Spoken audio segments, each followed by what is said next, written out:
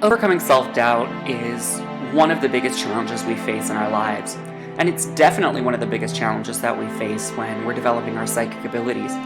Psychic abilities and intuition operate from a foundation of trust.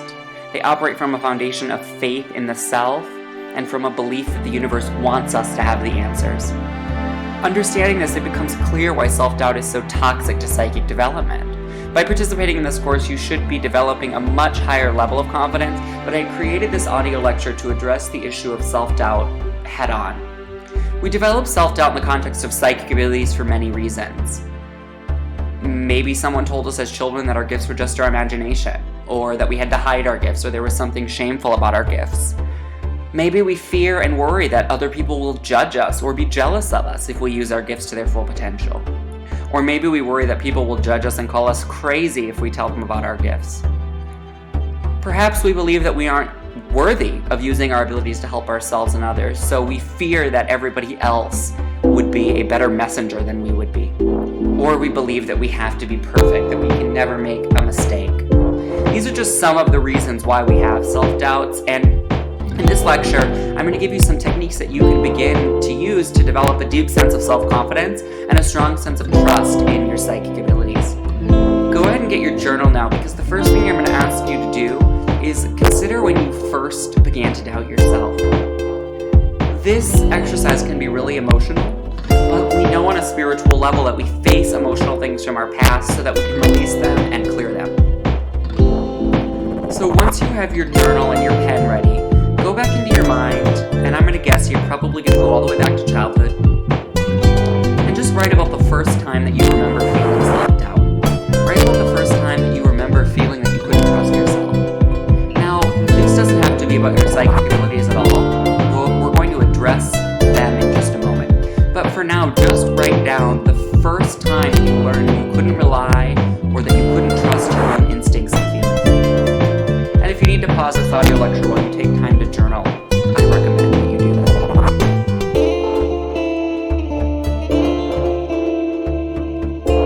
Fantastic. I want to applaud you for having the courage to face that. I know that when I did this exercise, it was pretty emotional to go back into my childhood and to relive that experience of learning that I wasn't enough, or learning that I couldn't trust myself just as I am. Now I want you to journal about the first time that you felt self-doubt in regards to your psychic abilities. Now, for some of you, this may have happened in childhood, and I know that was certainly the case with me, or it may have happened more recently. Sometimes we could be very confident in our gifts as children, and then it's in early adolescence or in our adult life that we begin to doubt them. Or sometimes we may just not have been aware of our psychic ability as children, so the doubt didn't emerge until much later. But just spend a few minutes now journaling about the first time you felt doubt in relationship to your psychic abilities. And again, if you need to pause the lecture, go ahead and do so.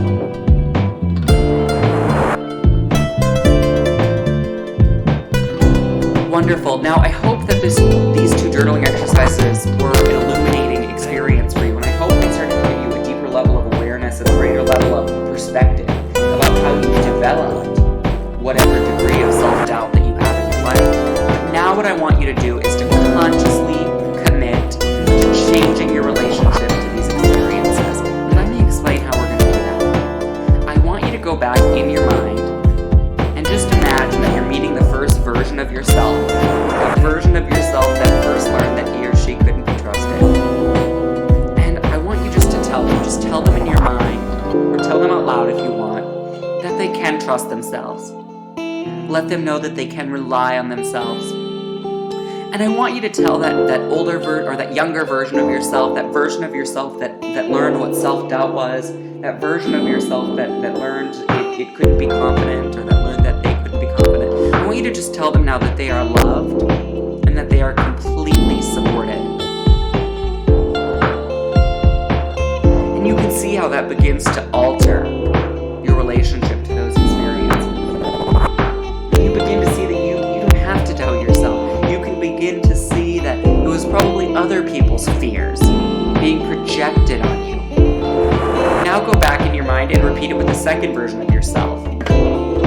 Go back to that version of yourself that learned that they couldn't trust their psychic abilities.